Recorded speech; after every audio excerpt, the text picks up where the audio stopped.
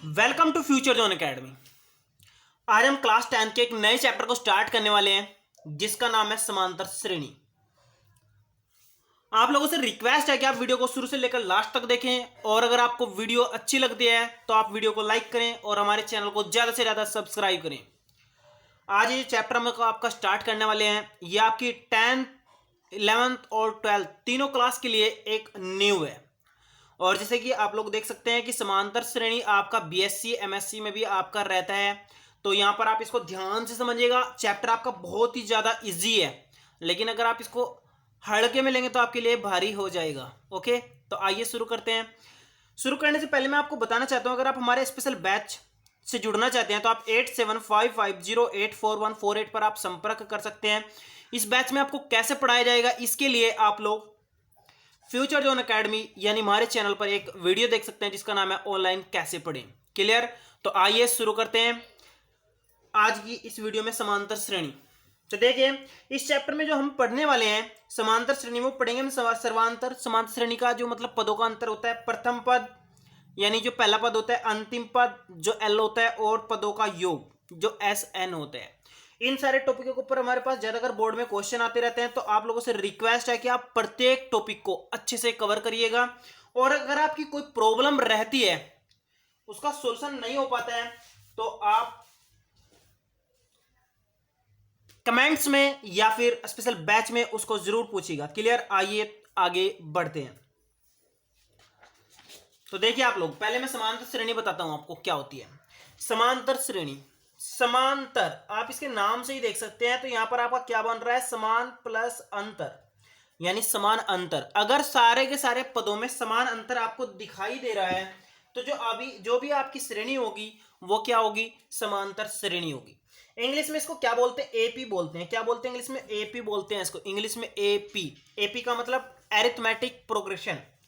तो ज्यादा अगर आप हिंदी मीडियम से हैं तो आप ज्यादा इस पर इंग्लिश पर ध्यान ना दें, लेकिन शॉर्ट में इसका क्वेश्चन ऐसे भी आ जाता है। एपी पर ध्यान दीजिए। एपी में जैसे मैंने इधर एक क्वेश्चन लिखा है, कौन कौन सी एपी हैं, तो यहां पर आप ध्यान दीजिएगा। एपी आपकी क्या है, समांतर श्रेणी है। तो थोड़ा आगे बढ़ते हैं।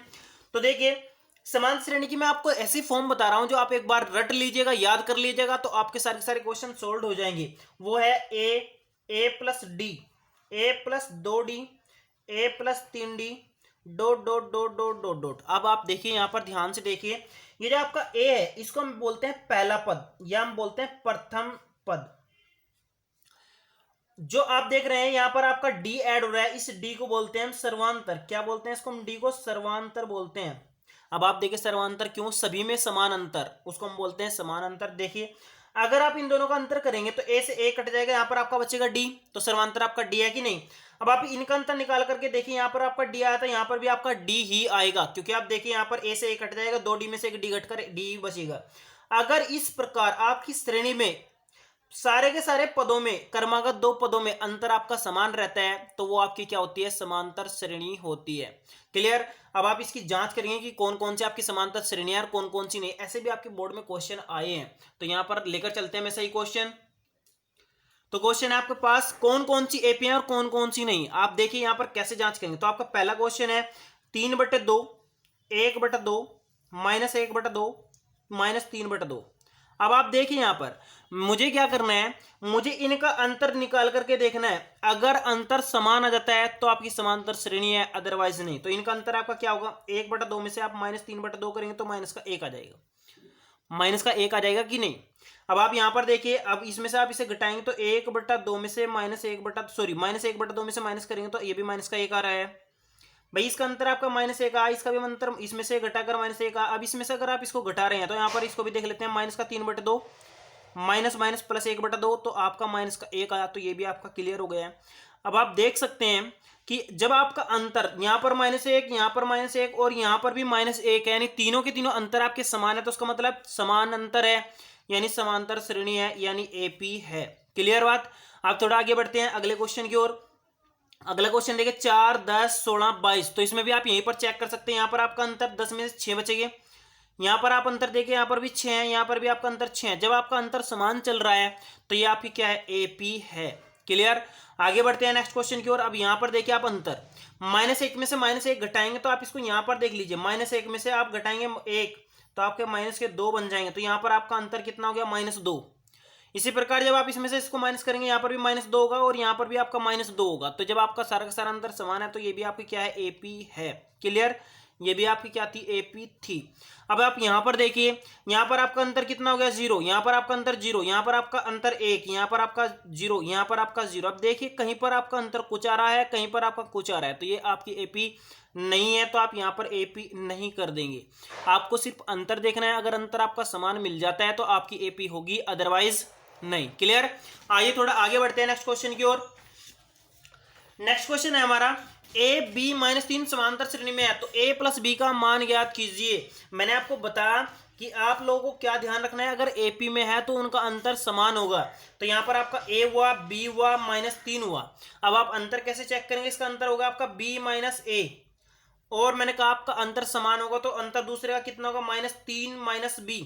भाई इसका अंतर तो ये हो गया और इसका अंतर ये हो गया, दोनों अंतर बराबर होने चाहिए, तो मैंने ये बराबर रख दिया। अब आप देख लीजिए, इस b को मैं इधर ले आता हूँ, इस b को मैं क्या कर लेता हूँ, इधर ले आता हूँ, तो आप अंतर आसानी से निकाल सकते हैं। तो कैसे निकलेगा, तो यहाँ पर आप देख सकते हैं, यहाँ पर हो जाएगा आपका 2b -a बराबर -3।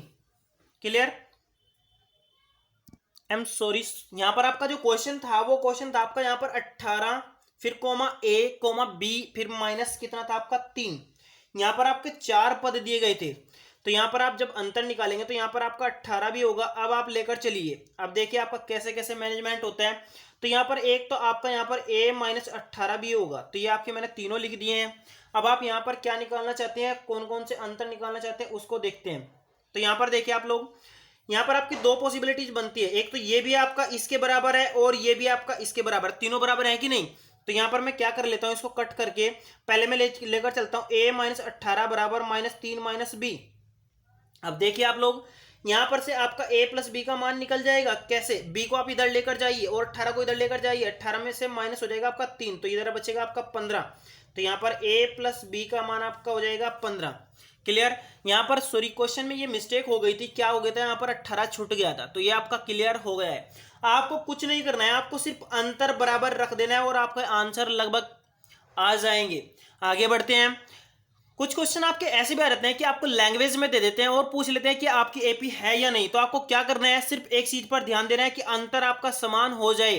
AP के लिए क्या होना चाहिए, D आपका इक्वल होना चाहिए। अगर ये आपका इक्वल है तो समझो आपका क्वेश्चन बिल्कुल सोल्व हो जाएगा। तो यहां पर देखिए आपका क्वेश्चन, कौन कौन सी स्थितियां AP हैं। प्रत्येक किलोमीटर के बाद टैक्स का किराया, जबकि प्रथम के लिए 15 रुपए और प्रत्येक अतिरिक्त के लिए 8 रुपए। तो देखिए अब अगर 1 किलोमीटर चलता है तो इसका किराया कितना हो गया, 15 हो गया। जैसे वो 2 किलोमीटर चलेगा तो 1 किलोमीटर का तो किराया होगा ही होगा, एक का अलग से होगा। तो 1 किलोमीटर का 15 था और जो नेक्स्ट 1 किलोमीटर है उसके लिए कितने चार्ज लगा, 8 रुपए। तो टोटल किराया आपका कितना हो गया, 23 रुपए। अब आप देखिए, अब जैसे वो 3 किलोमीटर चलता है तो 2 किलोमीटर का अलग से किराया लगेगा और वो आपका देखिए 1 किलोमीटर का तो 15 हो गया और 2 किलोमीटर का 8 दूनी 16 हो गया और बराबर आप देखिए ये आपका हो गया 31 रुपए।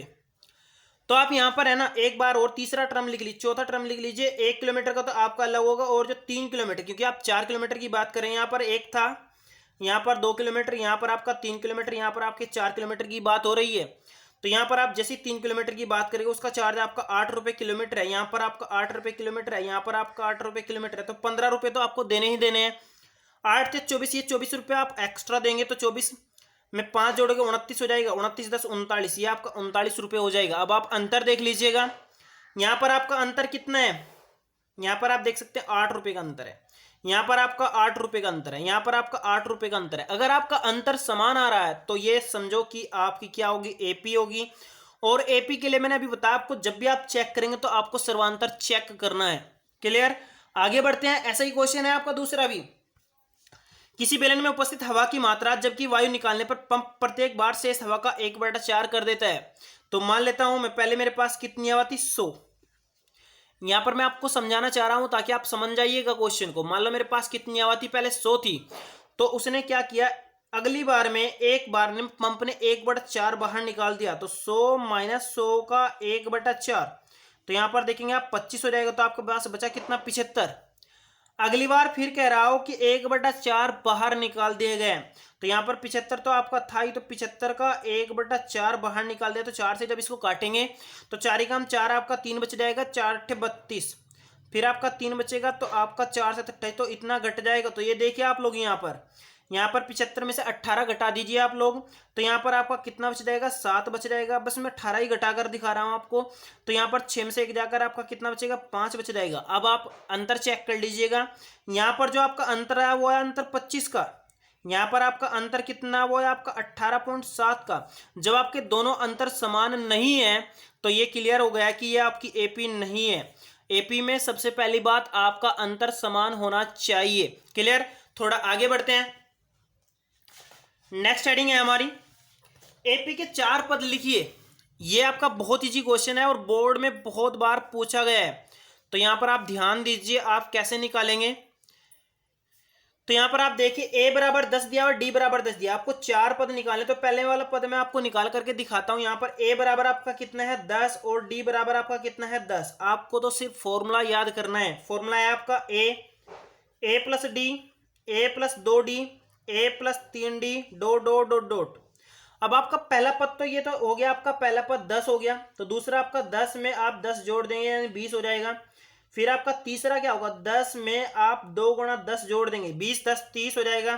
फिर आपका चौथा पद आपका कितना हो जाएगा, a का मतलब 10 प्लस आपका हो जाएगा 3 × 10, 10 या 30 10 40, ये आपका हो जाएगा 40। आप इस प्रकार निकाल सकते हैं। तो आपके चारों पद निकल गए हैं, 10 20 30 40। क्लियर। ऐसे ही आप और भी निकाल सकते हैं। क्लियर। थोड़ा आगे बढ़ते हैं। तो यहां पर दूसरा क्वेश्चन दिया a बराबर -2, d बराबर 0। अब आप क्या करेंगे, तो b में आप चलिए, आप पहले a बराबर -2 लिख लीजिए और d का मान आप 0 लिख लीजिए। इसका मतलब ये है जब आप निकालेंगे तो a यानी पहला पद तो आपका -2 होगा, दूसरा पद आपका a प्लस डी होता है तो -2 प्लस 0 यानी -2 हो गया। तीसरा आपका a प्लस 2d होगा तो -2 प्लस 2 × 0 बराबर -2 ही होगा। और चौथा पद आपका a प्लस 3d होता है, -2 प्लस 2 × 0, तो ये आपका कितना हो जाएगा, 3 × 0, ये आपका क्लियर हो जाएगा -2। तो देख रहे हैं आप, अगर d का मान आपका 0 होगा तो सारे के सारे पद एक समान होंगे। ये भी आप अच्छे से याद कर लीजिएगा। क्लियर। थोड़ा आगे बढ़ते हैं। तो तीसरा क्वेश्चन है आपका ये तीसरा क्वेश्चन मैं यहां पर सोल्व कर देता हूं। a का मान -1 और d का मान 1/2। अब आप क्या करेंगे, तो आपको तो वैसे ही करना है। पहला पद तो आपका a -1 हो गया, दूसरा पद आपका a प्लस डी होता है, a प्लस डी होता है दूसरा पद आपका। तो दूसरे में आप देखिए a प्लस डी यानी -1, यहाँ पर आपका +1/2 हो जाएगा। तो यहाँ पर आप देखिए माइनस का 1/2 हो जाएगा। तीसरे में आप a प्लस 2d कर देंगे तो यहाँ पर -1 और प्लस 2 × 1/2 यानी 0 हो जाएगा। चौथे में आप a प्लस 3d कर देंगे, -1 प्लस 3 × 1/2, तो 3/2 में से घटाएंगे तो 1/2 प्लस का बच जाएगा। इस प्रकार आप इस फॉर्मेट से निकाल सकते हैं। आपको ये फॉर्मूला लगाकर आप निकाल सकते हैं। चौथा पॉइंट मैं आप पर ही छोड़ देता हूं, आप इसको खुद कर लीजिएगा। क्लियर। आगे बढ़ते हैं। एपी के प्रथम पद सर्वांतर लिखिए। आपको पहला पद लिखना है और अंतर लिखना है, यानी सर्वांतर क्या होगा वो भी लिखना है। तो मैंने आपको बताया पहला पद तो आपका a बराबर ये हो गया।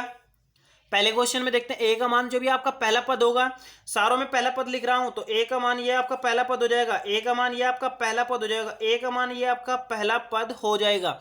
अब आपको क्या निकालना है, d निकालना है। तो d के लिए आप क्या करेंगे, इसका d निकाल रहा हूं मैं, आपको दूसरे पद में से पहला पद घटा देना तो -2 आ जाएगा। यहां पर भी आपका d आप दूसरे पद में से पहला वाला घटा देंगे तो -1 प्लस 5 हो जाएगा, तो ये 4 हो जाएगा। मैंने माइनस माइनस प्लस कर दिया है। इसमें आपका d का मान देखिए 5/3 -1/3 यानी 4/3 हो जाएगा। इसी प्रकार आप यहां पर जब d का मान निकालेंगे तो इसमें से आपका ये घट जाएगा, यानी 1.7 - 0.6 यानी आपका कितना हो जाएगा, ये हो जाएगा आपका, ये हो जाएगा आपका कितना हो जाएगा 1.1। तो क्लियरली आप इस प्रकार d का मान निकाल लेंगे।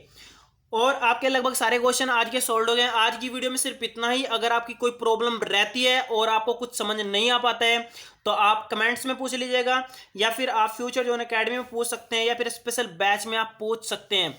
ओके, और बने रहिए हमारे साथ और हमारे चैनल को ज़्यादा से ज़्यादा सब्सक्राइब कीजिए और लाइक कीजिए। आपका एक लाइक हमारी प्रोग्रेस को बढ़ाता है और हमारा मन अच्छा करता है कि ताकि हम अगली बार आपको उससे भी अच्छा पढ़ा सकें। Okay, thank you.